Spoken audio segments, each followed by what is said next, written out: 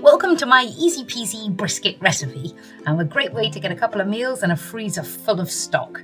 So I bought a trimmed brisket. It's just under 2 kilos, and actually it's really well trimmed. It doesn't need much doing to it, but if you have some sinewy bits or any very large chunks of fat, you might want to just cut them off, but slow cooking it will do all the work for the rest of it for you.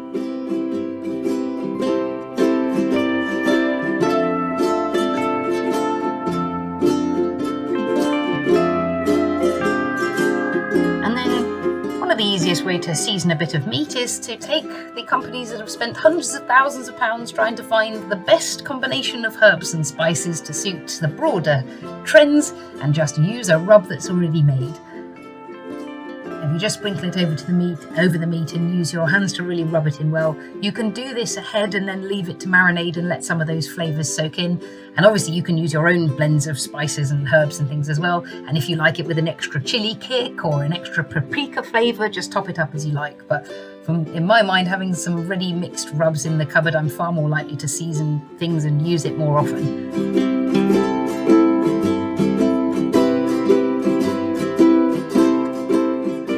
And then I use a slow cooker, but also you can just use a big pot with a lid and put it in the oven on a low sort of 90 or up to 110 degrees. Just the same process, but you will need a pot with a lid and big enough to take it. And then either take a stock cube or just a bouillon mix and just pop in a bit of stock. Put in a slosh of water. I'm not very good with my specific measures, but maybe a cup. And some chopped red onion,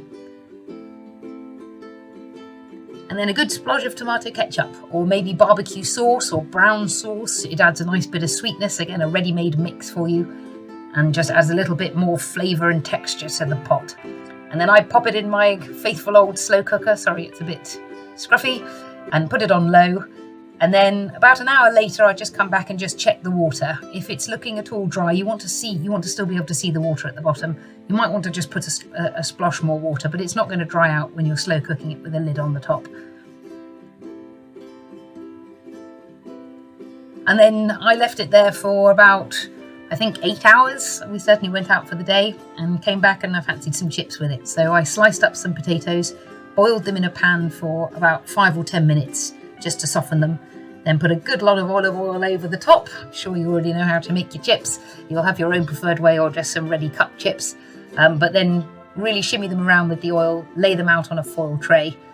Nice bit of molten sea salt across the top, and pop them in the oven for about 35 minutes at probably about 170, 180.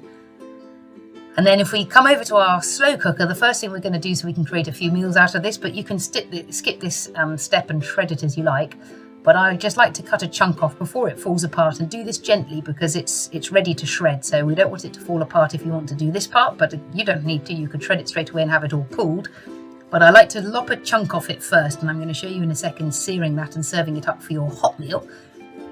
And then we come back to the rest of the beef and just use 2 forks to twist and shred and pull it all apart nicely and let the onion soak in. Don't worry if it looks watery at this stage. That liquid's going to coat your shredded meat, so it won't be that runny.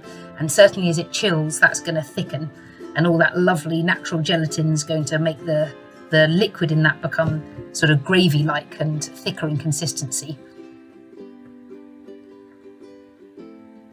And then on the piece that we lopped off the end, if you get a pan really hot with a bit of olive oil and then stick it in, and you're just searing it and giving it that really nice sort of sweet caramelized crunchy texture on the edge. You'll see on the sides the shredding starting to happen. You've got nice bits sticking off. You can do this on the barbecue as well if you're a barbecuer, or in a pan or a griddle pan. You could get a pan really hot and do it under the grill, but I like to do it in a pan. And just shimmy it around, maybe tip it up on its end just to sear the sides. And this is just sort of crisping and crunching up those ends and giving a really nice seared flavour on the top.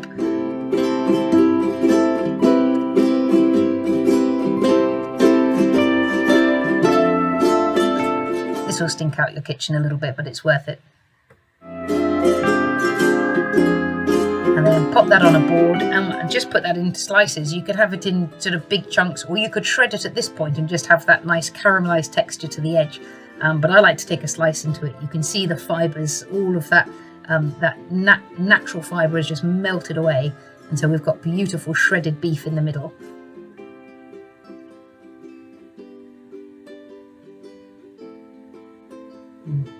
Pop those onto a plate, and whatever you'd like to have with it. You can pop these straight into a really nice thick sandwich style, or have with anything you like, or your veggies, your mash, or anything you like. And drizzle a bit more juice over the top. So searing, it's going to have dried out that middle bit a little bit. So don't forget you've got the rest of it in the pan if you're doing this extra searing to serve hot bit. And then here's my chippies. The boiling bit just made them fluffier than cutting them and putting them straight in. But you can just cut them and bake them straight in the oven. I'd just do it on perhaps a bit of a lower heat. And there's our nice large suppers. Easy peasy brisket. And a very happy me. And if you don't mind a quick plug, a lovely publisher let me write a cookbook a couple of years ago, and it's about to be re-released and printed again on Amazon and bookshops and everything. It's there if you wanted to take a look, but there's no obligation. Thank you, Breedr, for letting me join your wonderful weekend and letting me do this video, and thanks for watching it. Bye.